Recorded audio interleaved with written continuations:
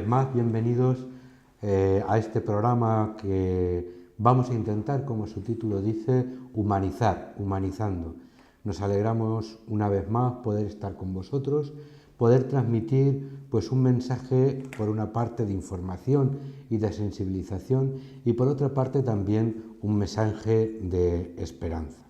Como siempre, ya os propusimos en el primer programa, pues sería precisamente un espacio para el debate, para la reflexión, para la información y también pues para tener en cuenta ciertas actitudes que nos ayuden a vivir mejor y a vivir sobre todo más felices. Por eso os damos las gracias por estar un día más con nosotros y poder compartir este espacio de reflexión y de tertulia también, porque esta noche me acompañan aquí con nosotros Vicente, que es uno de los técnicos del proyecto Renacimiento. Él es abogado y también nos va a transmitir algunas de sus experiencias trabajando con enfermos drogodependientes. Y también tenemos con nosotros a Juan, que según dicen Teruel existe, y gracias a que él está en medio de nosotros también hemos visto que Teruel existe y que además tiene unas muy buenas personas que han venido a compartir con nosotros una experiencia importante. Él es trabajador social y recientemente se ha incorporado al grupo de la asociación SAFA precisamente para intervenir con los drogodependientes, enfermos drogodependientes, desde su perfil profesional como trabajador social. Pues bien, hoy vamos a empezar haciendo un poco de historia de lo que son las adicciones, porque muchas veces empezamos a hablar de las drogas y parece como que lo sabemos, que cuándo y cómo han empezado. Sin embargo, tenemos una historia reciente que yo creo que es importante. Todos sabéis, cuando vais al médico, normalmente tiene a su lado un libro casi como este, o un poco más grande, pero de color rojo. Y se llama Vademecum. Es el libro que los médicos utilizan precisamente para tener toda una relación de las distintas enfermedades, cómo se diagnostican las enfermedades y cómo hay que tratar esas enfermedades. Pues ese Vademecum que utilizan los médicos, también hay uno no en drogodependencias propiamente dicho, sino en salud mental. Es lo que os voy a presentar, el DSM-4, que es el manual de diagnóstico de las enfermedades mentales.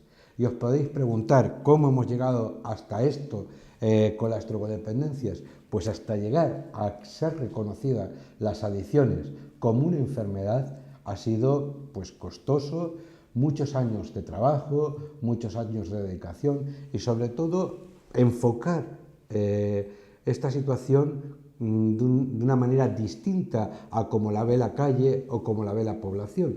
Normalmente en todos los pueblos solemos decir que hay un borracho, que hay un chaval, un chico, una chica que como que no lleva buena vida y a eso pues a veces les llamamos viciosos, delincuentes. Hay un montón de sinónimos precisamente para definir lo que son los enfermos drogodependientes. Nos ha costado mucho llegar hasta este extremo. Hace unos años, en los años 80, cuando el boom de la heroína surgió en nuestro país, pues todos hablábamos de los clásicos junkies, de los drogadictos y casi todos eran pues de una situación marginal, de una clase social pobre y sin embargo hemos visto cómo poco a poco han ido cambiando estos perfiles de forma considerable y además no sabíamos ni siquiera dónde tratarlos y cómo tratarlos. Hace unos años no sabíamos si los que trabajábamos en adicciones pertenecíamos a un sector o a otro, si pertenecíamos a una conserjería o a otra, porque incluso a veces cuando mandábamos a un enfermo drogodependiente a curarse, solíamos decir que lo mandábamos a las granjas, como si fueran conejos. A veces nos confundíamos, no sabíamos si pertenecíamos a agricultura o si pertenecíamos a sanidad. Poco a poco, con el tiempo, hemos visto y hemos podido comprobar con una visión más técnica que esto es una enfermedad definida como conducta adictiva no solo que va a mediar una sustancia por medio, sino que también hay conductas adictivas sin sustancia, como os decía en el programa anterior que íbamos a tratar en alguna ocasión, sobre todo pues el tema de la ludopatía, los juegos con las máquinas, la adicción al sexo, la adicción a internet. Bueno, pues en definitiva, muchas cosas que en la vida hechas con naturalidad son placenteras y positivas para los seres humanos, cuando esas actividades se convierten en la única forma o el único estilo para el que nosotros vivimos y esa conducta controla nuestra propia vida, es cuando deja de ser un comportamiento normal y pasa a ser precisamente una conducta adictiva. Y como todo, estas conductas se tienen que prevenir. Y prevenir pasa por una educación y un conocimiento de la realidad tal como es. Pues bien, esto es lo que vamos a ver esta noche también, precisamente en la evolución que ha sufrido desde que se crearon estas granjas o estas comunidades terapéuticas hasta la actualidad, donde la conducta adictiva ha sido asumida por el sistema de salud público, en nuestro caso por el SESCAN en Castilla-La Mancha, y ya los equipos de atención a los drogodependientes forman parte de esa red pública de atención a las drogodependencias dentro del sistema sanitario público, que en este momento, precisamente por las situaciones de recortes y las situaciones problemáticas que tenemos, pues también corre peligro, puesto que parece ser que aquellas enfermedades que no sean tan rentables como otras, pues es posible que salgan del propio sistema sanitario. Ahí también estaremos las asociaciones precisamente para luchar, que todo lo que hemos trabajado durante tantos años, pues que en este momento, a pesar de todas las circunstancias, no se vaya al traste y que los enfermos que nosotros estamos tratando sean reconocidos como tal y por lo tanto puedan ser tratados en los dispositivos asistenciales, tanto públicos como privados concertados, pues con toda la dignidad que se merecen estos enfermos como cualquier otros enfermos. Y a veces cuando voy a dar una charla a cualquier colegio o a cualquier grupo de gente, me suelen hacer siempre una pregunta o una sugerencia que yo creo que al principio hasta me hacía sentirme mal, pero en este momento creo que ya forma parte de las preguntas normales del final de una conferencia sobre conductas adictivas. Y es afirmar sobre todo que los enfermos drogodependientes o los drogadictos, como a veces les llaman, son así porque ellos quieren, que no se droguen.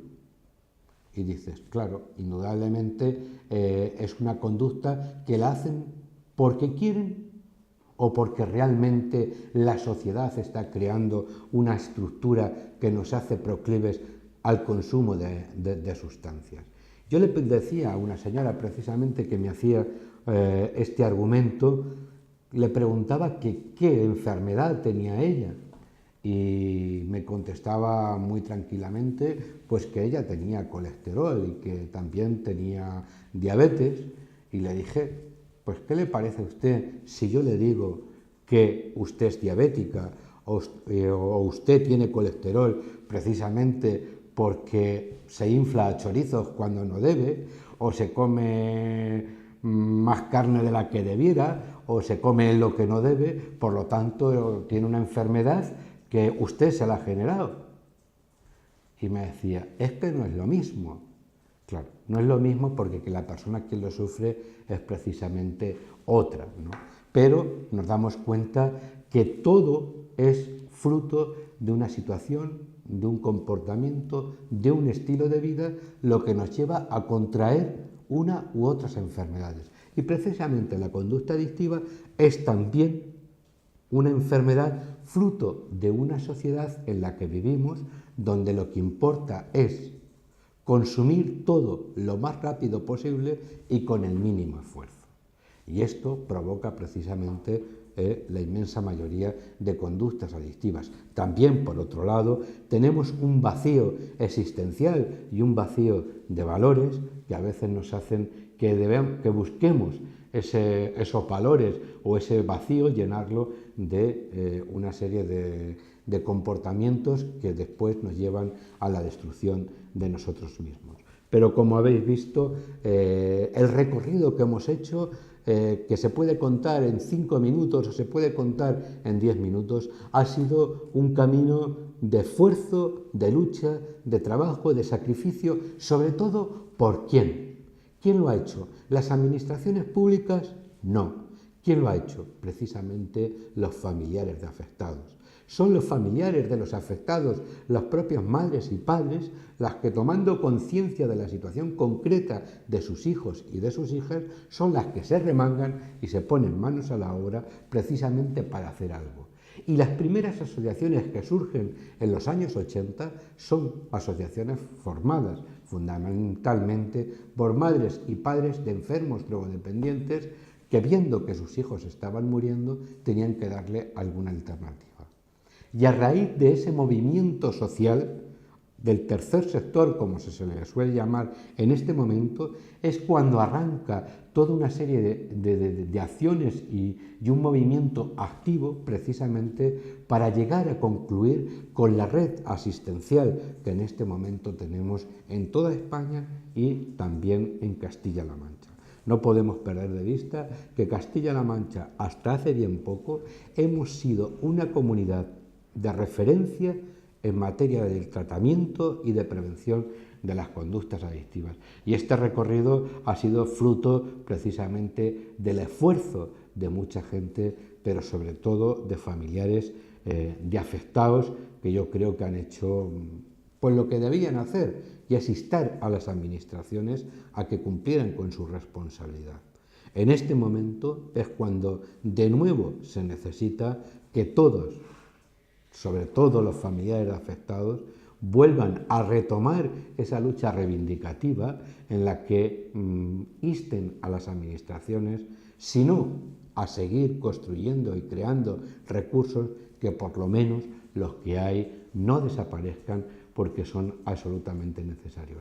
Pero si os dais cuenta, como siempre, tengo la impresión de que me subo a un púlpito y empiezo a hablar y creo que yo estoy solo y nadie me contesta.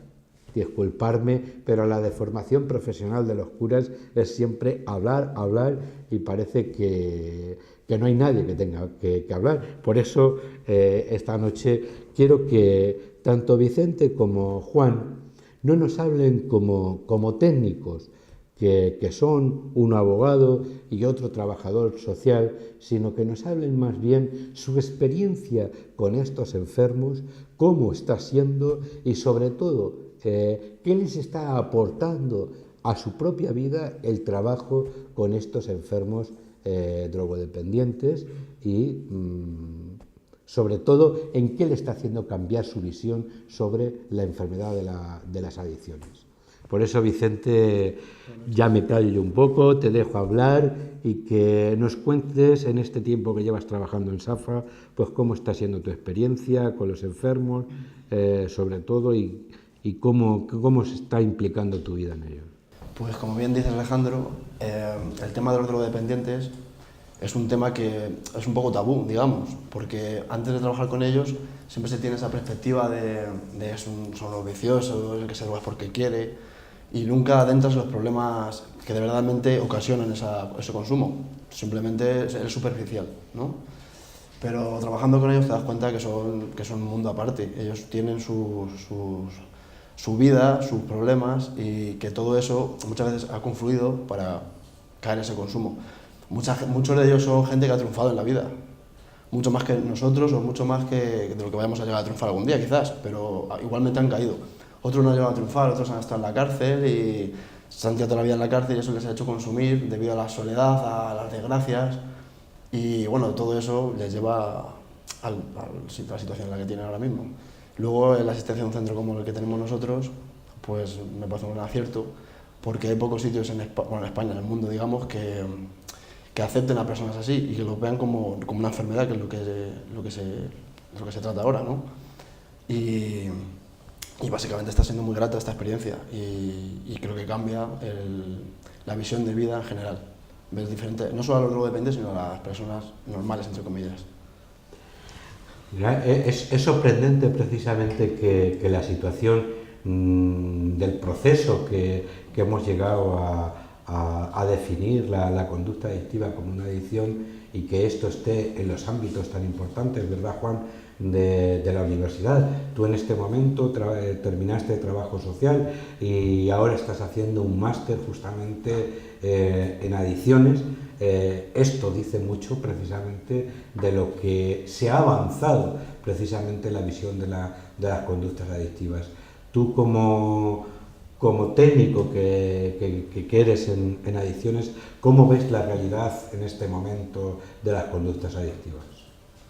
Bueno, hoy por hoy yo pienso que sin hay que caer en tremendismos, sí que hay que un poco demandar el estado de alarma, pero no porque la situación de ahora sea preocupante respecto a años atrás, porque tampoco es que sea una evolución muy negativa y muy drástica, pero sí que hay que andarse con cuidado de ahora en adelante, porque si bien has dicho al principio del programa, los perfiles de los consumidores están cambiando, también la evolución que pueda haber de cara a poder ayudar a impulsar las actividades que llevan a cabo las asociaciones o dejarlas de lado y discriminarlas, pues puede ser un punto de inflexión muy a tener en cuenta. Yo pienso que hoy por hoy se debe de actuar con mucha cautela, porque es un poco pues, en la línea de lo que habéis comentado los dos, ¿no? Que es un problema multidimensional. Entonces puede abarcar a la persona más bien asentada de la sociedad o a la persona pues, que no ha tenido todas las facilidades que debería. Entonces por eso es lo que a día de hoy me ha hecho seguir en esta especialidad y en estos estudios. Vicente, aparte de ser educador en el Centro Proyecto Renacimiento, eres abogado. Una de las realidades de los perfiles actuales en adicciones es que un porcentaje bastante elevado de los pacientes que tenemos en el centro tienen alguna cuestión pendiente con la justicia. ¿Tú crees que en este momento el avance nos posibilita que los jueces tengan cierta sensibilidad a la hora de otorgar cumplimientos alternativos, o cuesta todavía reconocer la enfermedad y sustituir la prisión por un centro de tratamiento? Si te dijera que no cuesta, te mentiría, pero está claro que hemos evolucionado bastante en ese aspecto, porque ahora mismo la drogadicción ser considerada como una enfermedad, cualquier juez moderno, digamos, lo tiene en cuenta, y al tener en cuenta eso, un cumplimiento alternativo es mucho más fácil de conceder. Sin embargo, siempre hay jueces más retrógrados que otros y que todavía consideran la drogadicción como un vicio, pero no, eso está desapareciendo. Tenemos que evolucionar y la ley ha evolucionado, los jueces tienen que evolucionar con ella. Por lo tanto, los cumplimientos alternativos están más a la orden del día que antes, porque es considerada una enfermedad, como cualquier otra. Por lo tanto, un enfermo tiene que curarse en un sitio donde se le cure esa enfermedad, no en la cárcel. Siempre y cuando esa enfermedad esté vinculada al delito cometido.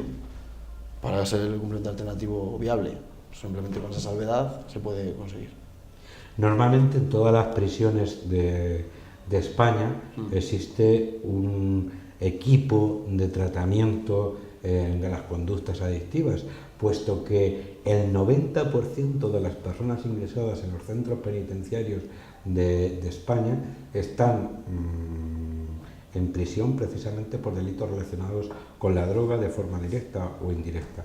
¿Tú crees que el espacio como una prisión es el sitio adecuado para la recuperación de un enfermo drogodependiente? Para nada, para nada. De hecho tenemos un ejemplo, un paciente que, ¿puedo decir su nombre? Justo. Bueno, Justo es un paciente que ha estado toda su vida en prisión y de hecho ese problema, como se ha tirado toda la vida en prisión, ahora mismo acarrea conductas adquiridas de prisión. Entonces, su tratamiento es mucho más complicado que el del resto de pacientes. Por lo tanto, si ese paciente, en vez de haberse tirado 30 años en la cárcel, se hubiese tirado, yo qué sé, al principio de delinquir, pues en un centro como el nuestro, pues seguramente esas conductas adquiridas no serían adquiridas. ¿Me entiendes? Entonces, yo pienso que la cárcel no es un entorno viable para una persona con conductas adictivas, porque va a agravar su situación. En la cárcel todos sabemos que correr a drogas que es fácil que correr a drogas. incluso, bueno, no quiero acusar a nadie, pero propios funcionarios facilitan el acceso a las drogas. Y eso no es bueno. En nuestro centro, sin embargo, no les facilitamos eso, al revés, les quitamos de eso. Por lo tanto, hace falta un centro, o sea, cada cosa especializada en su cosa. La cárcel para los presos, o sea, para los delincuentes, o sea, alguien que tenga una causa penal que haya cometido un delito. Y nuestro centro, pues para gente con problemas con esa enfermedad, con la drogodependencia. Juan, una de las principales actuaciones que vas a tener también este curso en SAFA es precisamente coordinar algunos cursos de prevención. A mí me gustaría que nos dijeras qué importancia le das tú a la prevención, sobre todo en este momento en el que parece que todos los programas de prevención universal están desapareciendo.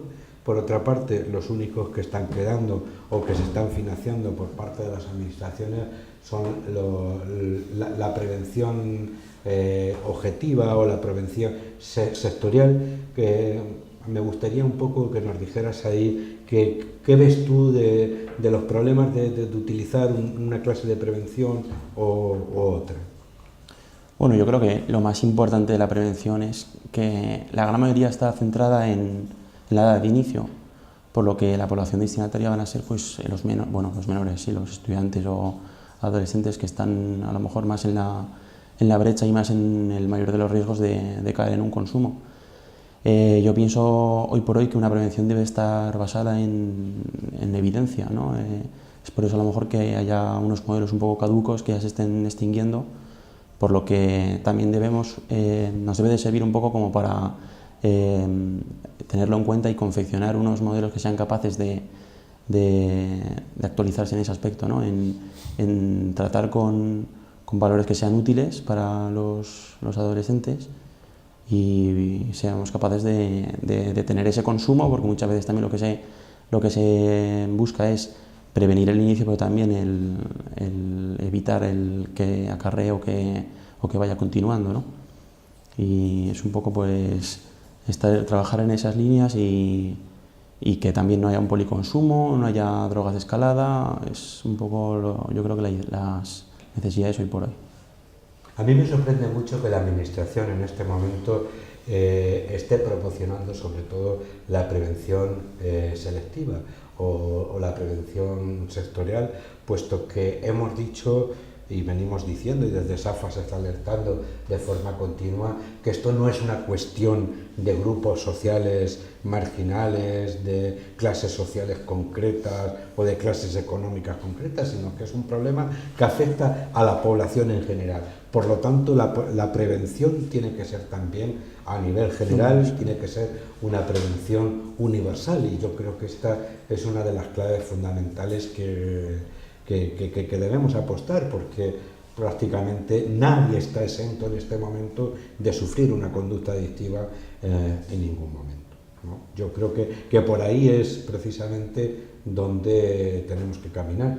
Una de los grupos de la Asociación SAFA, los de Mancha Centro, han elaborado precisamente un material para la prevención en el ámbito escolar, que yo creo que es importante que todos lo tengan en cuenta. Loli, una compañera nuestra que trabaja precisamente en SAFA de Mancha Centro, pues dedicada también al ámbito de la prevención, pues ha elaborado un material para que en el colegio, en el contexto habitual donde se desenvuelve el niño, el adolescente y el joven, pues sea precisamente donde se introduzcan todos los elementos motivadores para abandonar o no iniciarse en el consumo de drogas e sí iniciarse en una serie de actividades más lúdicas y que promocionen más la vida normal de los jóvenes.